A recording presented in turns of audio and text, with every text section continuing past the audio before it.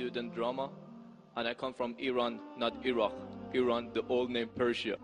So I come from a religious family. My family are Muslim, but I was born as a Muslim, but I didn't want to born as a Muslim because, you know, so as a family I born, but still I haven't accepted Islam because of some certain points.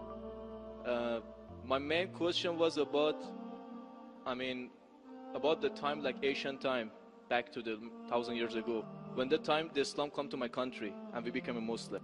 So as I read in the history and those kind of stuff, I found it out that the Arab countries, so they attacked to my country and they invade my country and they brought Islam by force without my king accepted. So Persia was an old country and it was the most civilized country from the ancient time until now. We believe a real God, we were worshipping a real God, and our religion was Zartosh. So he was a prophet also. So we believe in good deeds, good thought, good words. So even Cyrus the Great, he was the king of the world and he was doing a lot of good things. Even some people, they was confused that they call him Messiah, Masih. He was doing many good things, but he was never said, I'm a prophet, I'm a God. But even though that king, when he attacked the other country, he never killed a civilian, he never raped a woman, and he never made them to change the religion. Even somebody was worshipping a cow, he respect for them, even though he was worshipping a real God. He could make them to worship also same as what is worshipping. But in the Islam way, if you're gonna promote your religion, doesn't mean that you have to force it to somebody else or you have to make them to accept that religion, because, you know, human being means freedom. So anyone, they should have a right, human rights. So maybe those people, they didn't want that religion, so why they have to attack and, you know, to bring it by force? That was the main question that make my heart a bit, you know, to make me to my belief go down. So. Brother, are you Parsi? Pardon? Yeah, I'm from Fars. Are you a Parsi? You mean Farsi? Are you a Parsi? Are you a Zoroastrian? No, I'm not following any religion. You don't belong to any religion. I don't believe. But you said your parents were? My parents are Muslim, but because of this confusion stuff, I never try to follow the religion. I just believe in real God and doing the good things. So you believe in real God and good things. What are the good things? Where you get the good things from? Good things like I don't harm the others. Whatever I'm doing, not try to harm the others. That's the first thing. As much as you can do the good things, even helping the others, and believe in the real God, not worshipping a stone or leaf or whatever. And I believe God is single. So, but I didn't. So you have your own philosophy. So you want to bring a new religion? I'm not gonna make any religion. I'm just following my brain, because as I know, God gave us a brain. So I didn't make my mind busy by following the books. I always, when I was 10 years old, was just thinking until now even. So I tried to follow thinking, he's saying God as long as not a stone. Who told you stone is not a God? Anyway, I'll answer your basic question. Your basic question is that Muslims came to Persia and they conquered and they forced people to accept Islam, so no one should force and all. I agree with you. Point to be noted is that today the media promotes that Islam was spread by the sword. I am aware that there are certain black sheep in the Muslim community and there are certain Muslim rulers who did wrong things. But as a whole, Islam was never spread by the sword. Islam was never spread by the sword. It's spread by sword. Sword. Sword means force. Force, yeah. Like you said now, Muslims came and conquered Persia, etc. You see everywhere it's happening. There are wars taking place. But in Islam, it's clearly mentioned in Surah Baqarah chapter 2, verse number 256. Like Rafiddin, there's no compulsion in religion. Truth stands out clear from error. What we see today, if we analyze, that we Muslims, we were the lord of the Arab lands for more than 1400 years. For the past 1400 years, the Muslims were the lord of the Arab lands. For a few years the Britishers came, for a few years the French came, but overall the Muslims were the rulers of the Arab land. Yet today, there are more than 9 million Christians who are Coptic Christians. That means they are Christians since generation. If the Muslims wanted, they could have forced each and every non-Muslim to accept Islam at the point of the sword in the Arab land. These more than 9 million Coptic Christians, they are giving Shahada, they are bearing witness that Islam was spread by the sword. We Muslims, we ruled India for more than 1,000 years. We ruled India for more than 1,000 years. If we wanted, we could have forced every non-Muslim Indian to accept Islam at the point of the sword. Today, more than 80% of the Indians are non-Muslims. These more than 80% non-Muslim Indians, they are giving shahada, they are bearing witness that Islam was spread by the sword.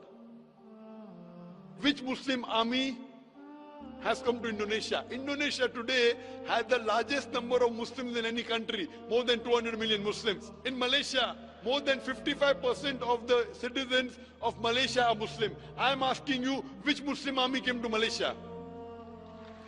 Your country, which Muslim army came? Which Muslim army went to the east coast of Africa? It was the business, it was the traders. When they came here, people accepted this religion. It is the media hype which talks about Islam was spread by the sword. Yes, there were a few people. There were a few black sheep of the Muslim community. Brother, you asked the question, you're listening or you're raising the hand? Okay, sure. You asked the question, you gave the background, I listened to it, and now you want to raise your hand. I have not completed my answer. Okay, sure. Continue. If you ask the question, you should think. Because if you're thinking something, I'm a doctor. If you're thinking, that means you won't hear my answer. If I ask you to repeat, you won't be able to repeat 25%. So when you listen, you should give attention. I'm a doctor. I've done psychology also. So, this is the media hype.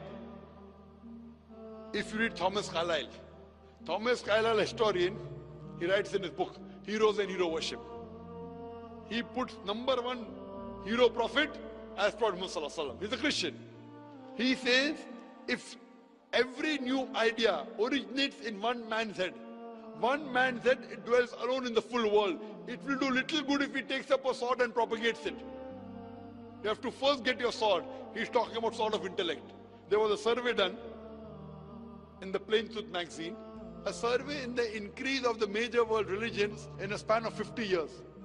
In a span of 50 years, from 1934 to 1984.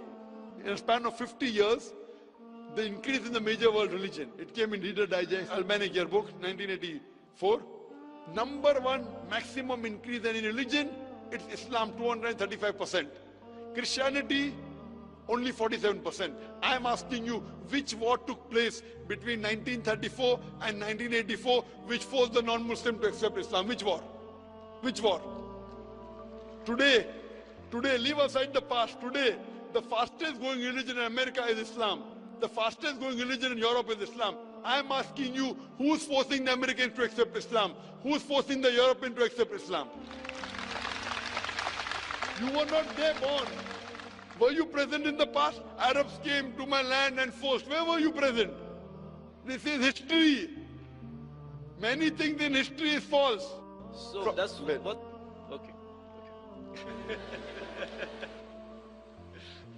A very famous historian, Dilese O'Leary, he writes in the book, Islam at the Crossroad, page number 8. He says, history makes it clear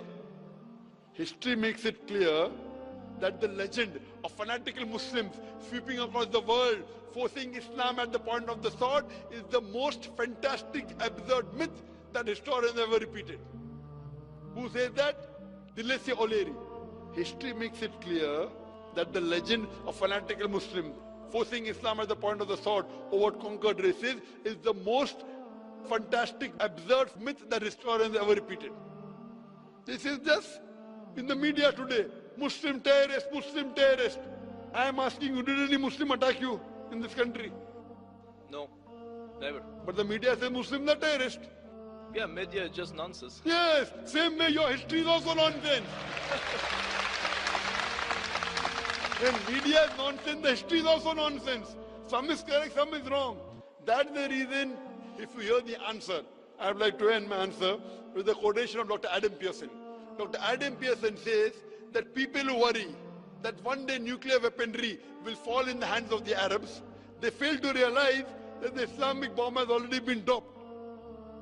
The bomb of peace, it fell the day Prophet Muhammad, peace be upon him, was born.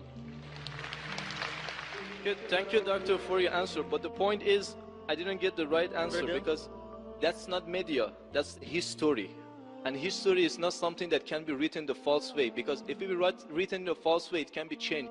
But that was the true history in all over the world and is written every Brother, did you hear my quotation of Deleuze O'Leary? Can you repeat it? Repeat what? Repeat Deleuze O'Leary's quotation. I said it twice, not once, twice. Most of my answer was once. I said twice. Now repeat it. Repeatedly 50%. So what's the point of repeating that word? I want to know whether it went into your head or not. No, because that's what is in my head that is a history first thing. I'm asking you, can you repeat the statement, the answer which I gave earlier? If you cannot repeat, that means it's useless me repeating the answer. You're not listening to me. You're thinking something.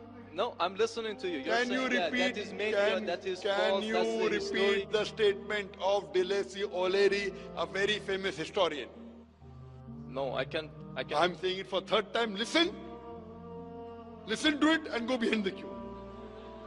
Deleuze O'Leary says that history makes it clear the legend of fanatical Muslims forcing Islam at the point of the sword over conquered races is the most fantastic, absurd myth that historians have ever repeated. Deleuze O'Leary says history has been telling falsehood, and you're saying history, I believe in history.